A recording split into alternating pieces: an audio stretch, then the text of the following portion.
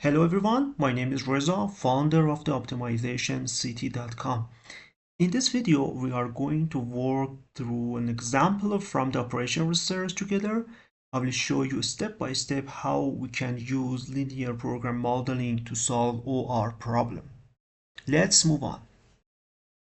Let's consider another example where a company wants to create a new alloy consisting of 40% tin, 35% zinc, and 25% lead. To achieve this, they have access to several available alloys that have specific properties as follow in this table.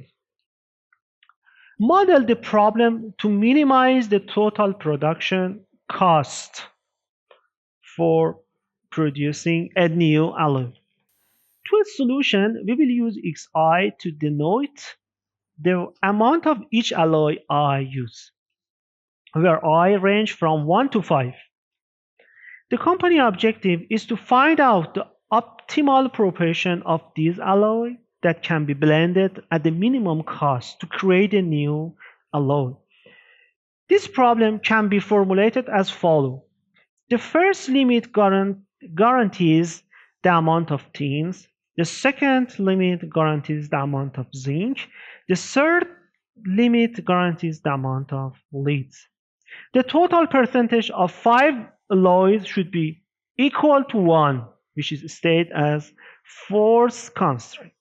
And we have the objective function. If we solve this model, we have the objective function like this, and we don't use the fourth and second and fifth alloy to make a new alloys.